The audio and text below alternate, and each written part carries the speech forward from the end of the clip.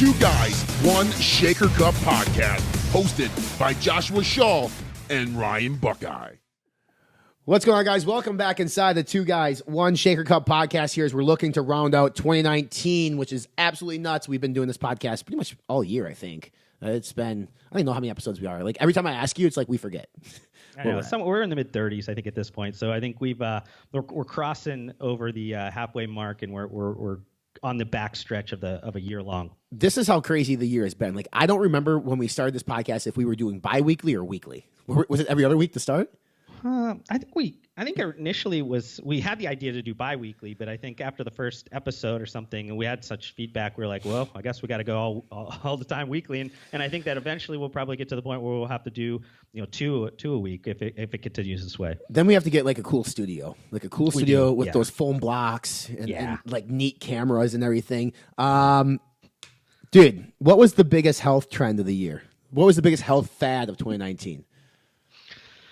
I mean, keto? I guess keto. I mean, keto are probably plant-based. Those are the two that, and it's funny because it's kind of opposites, and that makes total sense. I think in the world today, where like the polar opposites seem to be where people are getting the most excited about. It's kind of this argument always happening that it just makes sense that you have keto, or even to another extent like carnivore, and then you have the plant-based vegan type of approach. You have these two battling out for like the biggest health like fad trend that you want to have for this year.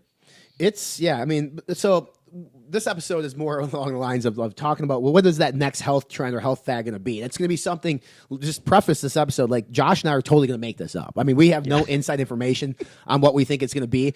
But before we get to that, we want to take a walk down memory lane. And there's been some health fads and trends that have hit, that are legit, that have stuck around.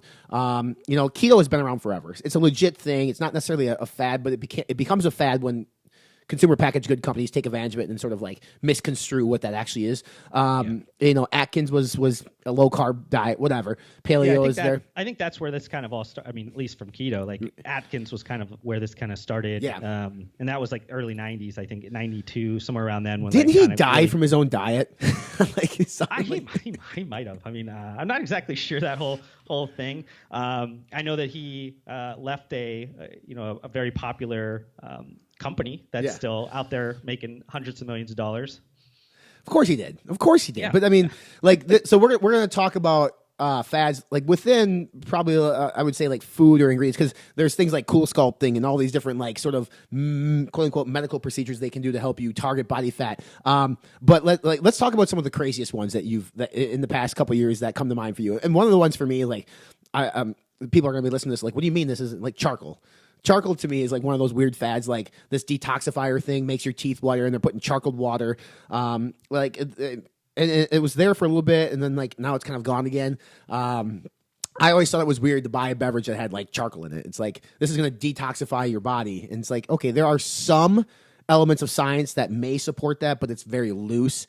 And what happens when these trends or these fads become popular is because of the lack of consumer education. They just believe what they hear and they go with it. Like if you read a fucking research study, you'll realize like this is all bullshit. Like, and it's the same with our space, right? Like people touting certain ingredients for certain things, and you look up the research study, be like, well, I mean, glutamine was great for burn victims, but it's not necessarily awesome for muscle recovery. It's better for gut health, but we sell it as a certain supplement or an ingredient to resolve some type of ailment that you're going with. It's crazy. So like charcoal, I mean, it never got like huge, but like if you walk down this, like we have Hy-Vees here in the Midwest, like you walk down, you see a bunch of like charcoal activated charcoal waters and these things. It's like, okay, all right, that's a stretch. So that was one that I just recently, like within the last 2 years, that comes to mind to me.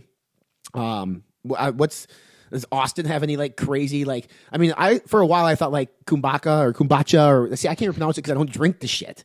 Like I was like, what is this fermented bullshit? Like just take a probiotic. But I mean, hey, whatever. Austin is definitely a hotbed for like, I guess, bleeding edge natural products and things. Yeah, I'm sure.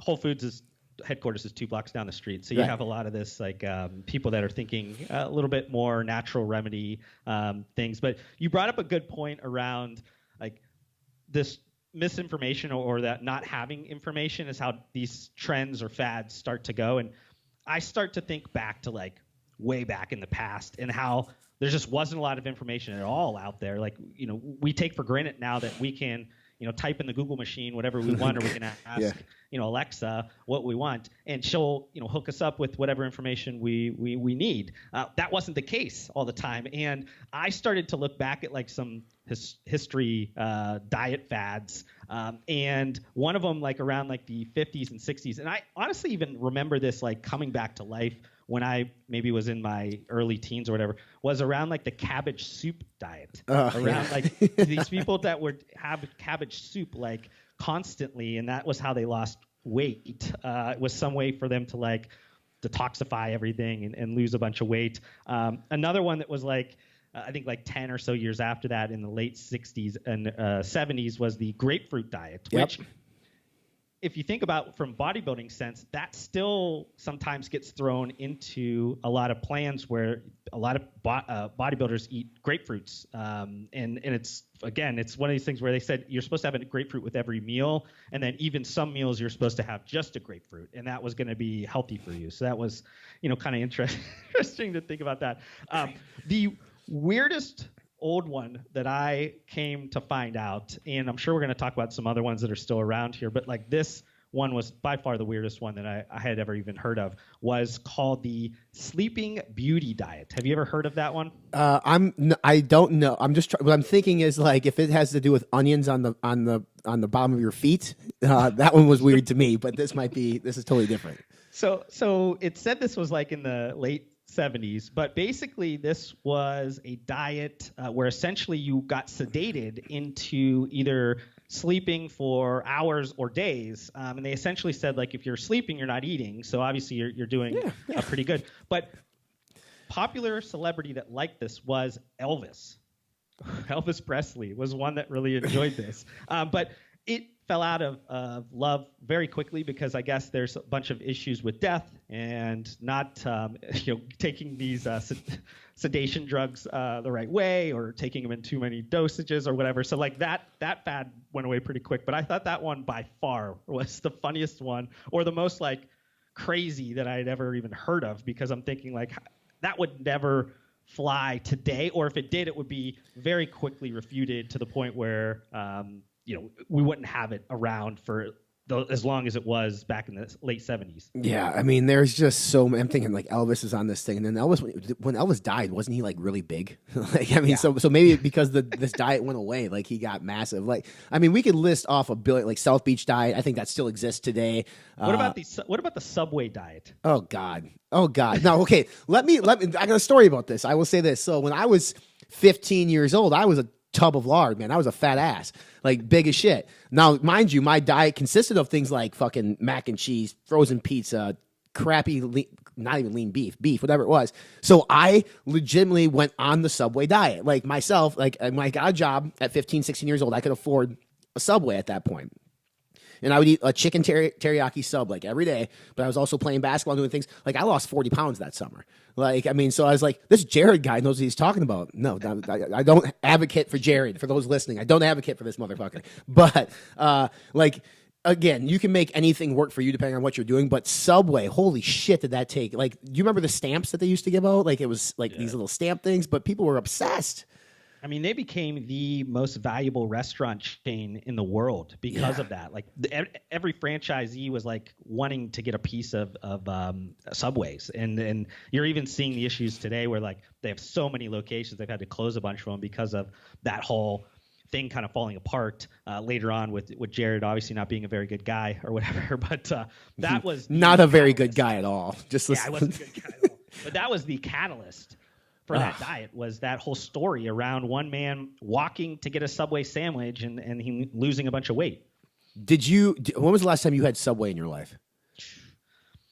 I mean, in the last probably 5 years, it's probably been one or two times, and I think that they've been at airports where, I didn't really have any other choice. No, if we had Mark Lobler on this podcast, he would swear up and down for Subway. He likes Subway.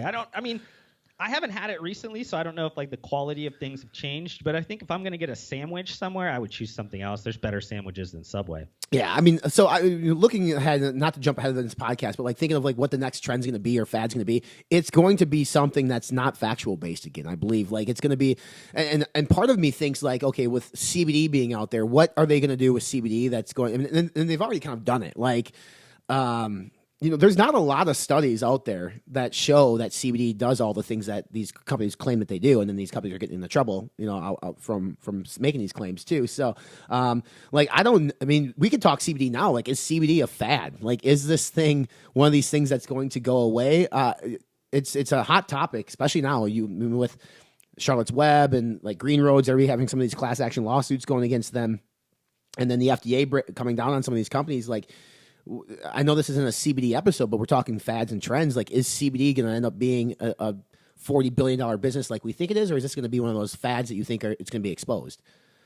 I don't think it's going to be a fad or anything. I mean, I think that currently you just have a lot of just immaturity that's kind of putting bad actors in the front because all the good actors can't enter the market right now because they're not allowed. So you have, I think, more people just trying to take advantage of the interest in it. So you're getting, I think I saw on an industry person's Instagram the other day about a CBD infused pillow, where essentially it was going to help you sleep better because it was infused into the pillowcase or something like that. And that's the stuff that's like giving CBD such a bad rap because like that's obviously not realistic. That wouldn't be something that would be allowable, or even the market would be interested in it. But right now, because of the kind of allure of it, because it's still kind of not legal, whatever it is, like I just don't think that it's gotten a full chance to like be actually out there in the way that it needs to. I think it also works much better when it's in conjunction with other cannabinoids, be that even THC or some of the other ones. I think that when I lived in Colorado and I could go to a recreational marijuana store, you would have these products that were far and away better than anything that I've experienced now the last couple of years with a bunch of companies working on CBD products and a bunch of suppliers sending me, CBD isolates, this, that, or whatever. Like, it never matches the products that I had gotten years before. And I think that's probably because the availability of using other cannabinoids. Yeah, I mean, I'm the same breadth of you. Like, I don't think it's a fad. Like, I think there's some legitimacy to it. There's not a ton of studies, but it's going to be funded more and more. Like, if this industry is going to be considered legit, you're going to have some of these big companies like Charlotte's Web and Green Roads who, yes, maybe they're under a microscope right now, but they're going to be funding these studies to essentially create this industry. So, I don't know. I mean, like, when I was thinking about this episode, I was like, okay, what hasn't been exposed already? Like, what haven't we done? Like, what is out there? Am I going to go in my backyard and start grazing on grass like cattle, and that's going to be like the next trend next year? Like, is it going to be like this? I was at a DEXA scan several weeks ago, and this chick was on like a 4-day fast, and I was like, what the fuck are you doing? Like, and I don't know. I've never heard of somebody taking that long of a fast before, and I wonder if there's going to be people out there that are like. Intermittent fasting is huge. Fasting in general is huge. People believe in it. But like now if somebody comes out there, some proponent, some athlete says, I did a 36-hour fast or a 48 or 72-hour fast, like, is that going to be a thing? Like, for me, I just feel like that's super fucking unhealthy. Like, why are you not eating in 72 hours? It doesn't make any sense to me. Yeah, I don't know too much about like fasting in terms of like the history or heritage of it in terms of like Eastern practices and medicine and things like that. I know that a lot of cultures, live and die by fasting. You know what I mean? That's kind of like the way of life, especially Middle Eastern cultures and things of that nature. So I think that there's a lot of kind of validity to fasting. I just don't know like the specifics around like, should it be a couple, like it's 2, 3, 4, 5, 10. I don't know. Like, when does it get out of hand? Yeah, I don't know. Like, I don't know how that all goes. Like, if you're drinking water, is that okay still? Is there, I don't know, but I think that you're probably on to something in terms of fasting, because I've seen much more attention put on it over the last year, and then much more than the year before and much more than the year before. So it's continuously building up some momentum. And I think, you have that one catalyst, be that an athlete, be that Kim Kardashian, be that whatever it is, that decides that they're going to utilize this and they've seen success in it, then they put that on their soapbox, and then it becomes the next huge trend or fad. That's the thing, man. You get one of these influencer celebrities that say they did something, and that's how you create something. It's was it one of the Kardashians that did like the lip thing where they blew their lips up like with whatever, and then people are starting to like, I mean, you get like Botox, you get something like injected in your lips. Well, then like another way to do that was these women were like getting their lips stuck on bottles or glasses to like blow. I don't know if you saw this, but like it's crazy when people see an influencer, somebody of status, just they take it and go. And I feel like Josh Shaw's got that status. I feel like you could create the next trend in 2020. Like you can create the Jay Shaw diet, license the shit out of that, reach that $1 billion mark like Jack, and you could call it a day, my friend. I wish. Yeah. I don't think anybody would listen to me over my diet advice, especially after listening to a few of these episodes when I talk about the Taco Bell diet. Yeah, well, maybe that should be the trend in 2020, and then Taco Bell can thank you. All right, so let's fast forward. What do we think is going to be next? Like we know how ridiculous some of these ones in the past have been. We live in the world of social media, social influence. So the next trend, let's say this before we talk about what we think it's going to be. Like, do you think the next trend is going to be a factual base, or is it going to be like ridiculous? I mean, the answer in which I thought of at first is definitely not all that serious. It's actually pretty comical when I explain it to you, but I think it will make sense in the terms of like there is a serious part of what I'm talking about, but I'm kind of taking a more humorous side of this approach. So you think it's going to be a joke? Well, I mean, I just think I guess I took a topic that's very polarizing and I kind of made it humorous, and this is around. I guess I'll just explain to you what I'm talking about because please at this do. point we've danced around this enough. But around like lab-grown vegetables, not lab-grown meat, which I think is like now the obviously a hot button for people, and it's not necessarily even the Beyond Meats, the Impossible Foods. You have those, but you also have these ones that like are cellular-based, regenerative type of meats, where like basically you take cultures of cells and it basically builds a chunk of meat, which they hope to eventually get to the point where it becomes like a T-bone or it resembles an actual cut of beef or chicken breast or something. Right now it just kind of looks like a glob. I think You're making me sick. You're making me sick. So I kind of took this in a way, and I thought, plants. You could probably do the same thing with plants. I don't necessarily think anybody's really thinking that way, because the point of the alternative meat lifestyle is that we are going to struggle to have enough of protein in the market for how many people are on this planet, and the available land, and whatever it is. There's reasons why this is a movement, but I think about it in the same way with like plants. Like first, like we're hurting all these plants by obviously having to harvest them. We're cutting their stalks, we're cutting their leaves. Killing them. That's terrible. I wouldn't want to do that. So why do we have to, as consumers, put up with things like, if you think about a strawberry, like there's that weird like stem leafy thing at the top. Like, why do we need that? Why can't I just, eat up to the whole thing, which is just the meat of the strawberry? Why do I have to have that little leafy plant part that you just cut off and throw away? Like, why do I need to do that? So I mean, like, I'm starting to think like that. I mean, I think like nobody really eats the core of an apple. Do we really need that? Can we just like get rid of that? Even like broccoli. I mean, you probably eat a lot of broccoli. Like, do you want the stems, or would you rather just the florets? Like, so can we just in the lab make those things like just in the form that we want? Why do we have to grow them in a traditional sense? Why don't we just go in that direction? And I know that this sounds extremely funny, but this is kind of what's happening in the meat world right now. So like, why not in the plant world? And this might be something that happens in 2040, but I don't know. It's just an idea. I don't know, man. I think 2040 would be. I think that's like super far out there. I think this is legitimately something that could happen in like 2020. Yeah. Like 2020. I mean, I'm sure there are people right now doing this shit right now. I mean, there are literally people out there that spent years trying to create this Beyond Meat burger thing, and it's like, have you ever had one of those? I've not yet. I've actually been more interested lately to try both of the offerings, like the Beyond Meat and the Impossible Foods, just because I I just see so many people talking about it. I just want to see if it actually, like, if I'd like to do a blind taste test, and maybe you and I, that'd be interesting for us to do. Like we have, somebody cook us up a regular burger and then one of these burgers, make them the exact same way, grill them the same way, do all that kind of stuff. But could we actually tell the difference?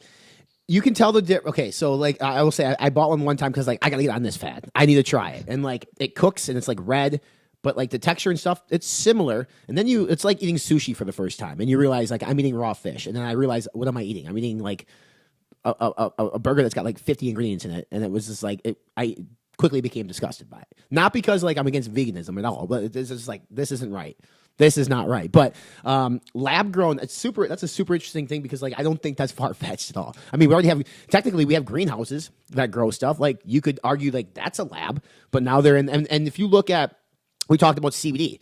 Like if people understood how CBD was created, and like they have to crossbreed, like it's two female plants, like in terms of getting like the cannabinoids out of it, so there's no THC. Like it's an interesting process. So it's like they're already doing crazy shit like this with plants in a lab somewhere. I don't think it's that far fetched to think like in 2025 we're going to have coreless apples. Like that could legitimately be a thing that's going to exist in the market. I mean, we already have kiwi grapes for fuck's sake, so like why can't we have coreless apples?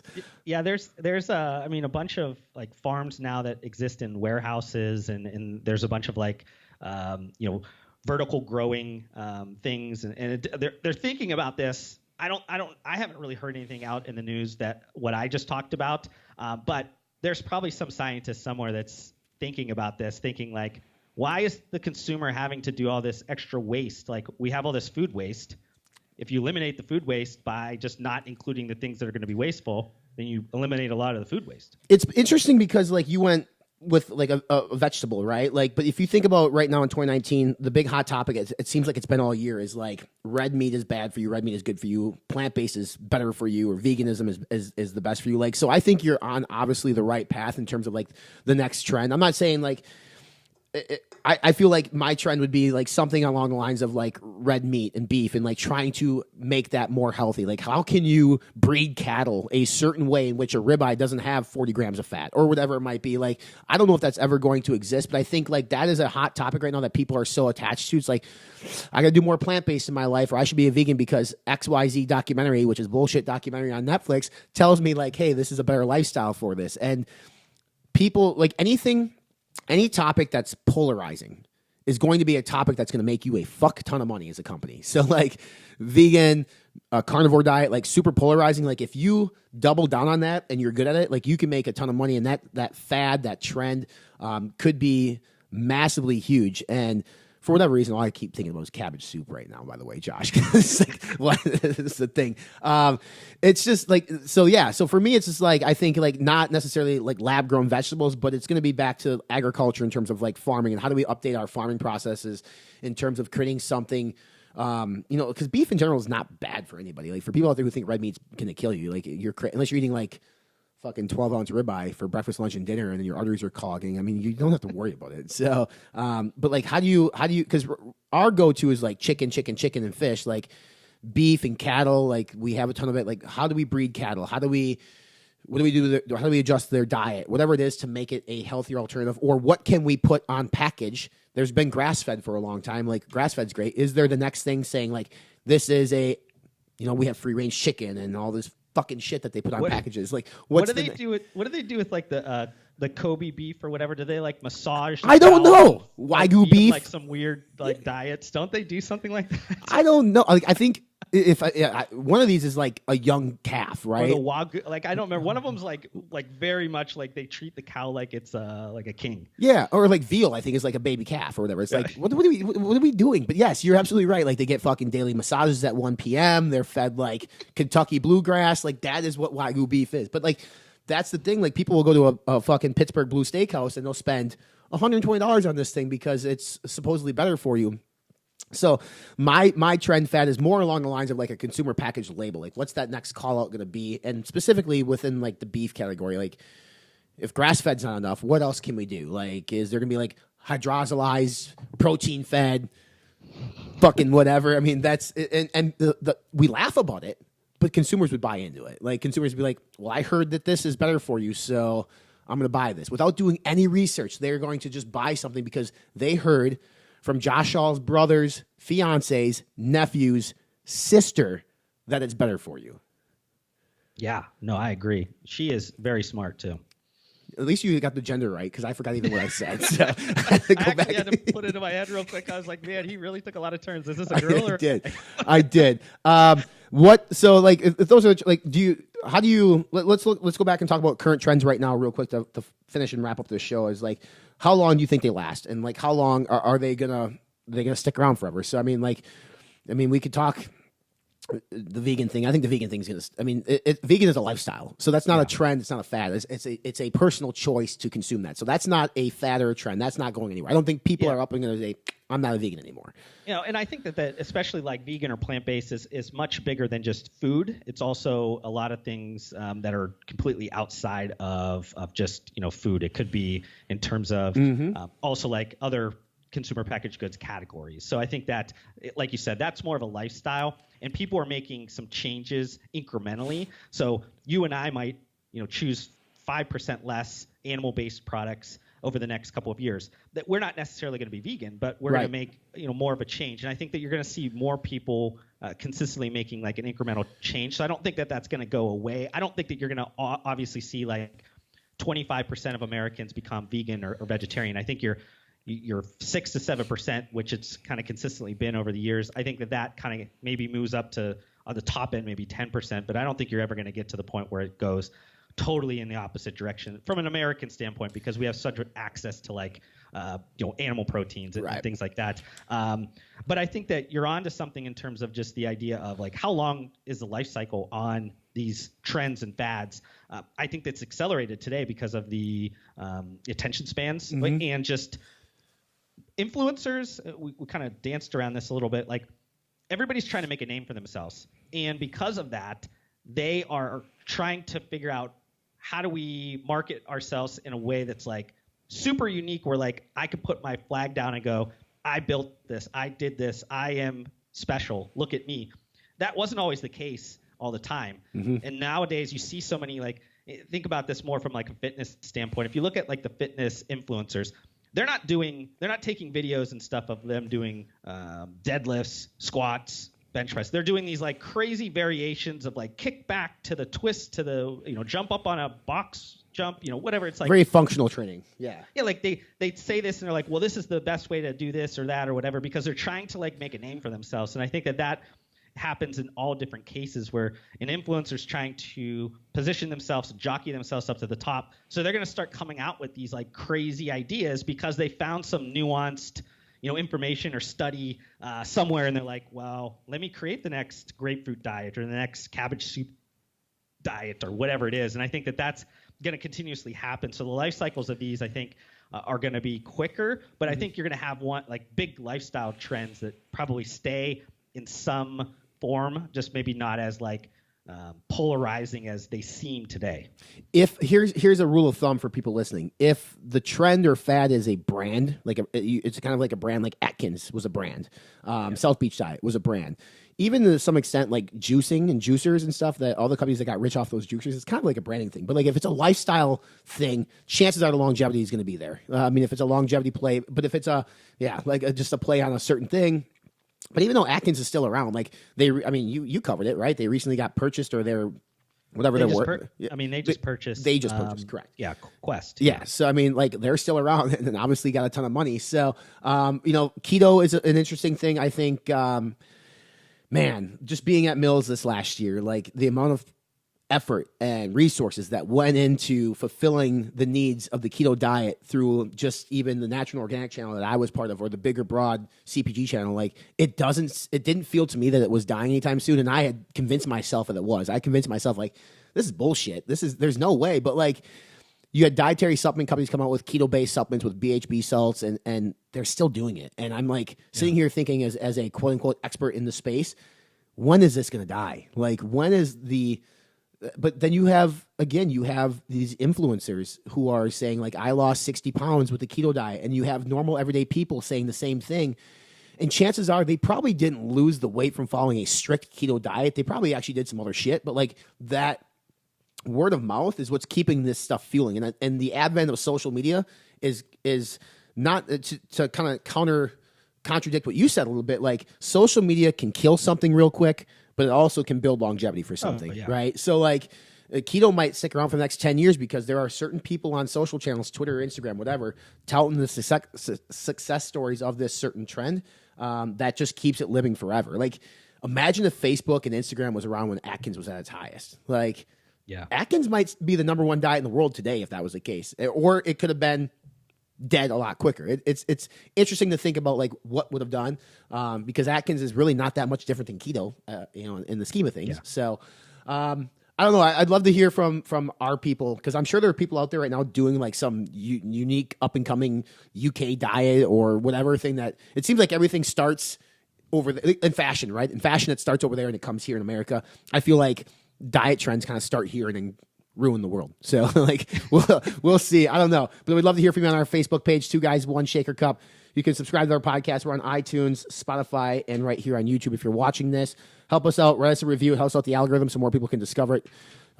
Any parting words for the trend seekers out there, Joshua? No, if there's any scientist that's working on my idea, hit me up. I'd love to be the business side of that. You just want royalties. Co-founder. Yeah, Josh Shaw Vegetables coming to a Whole Foods near you.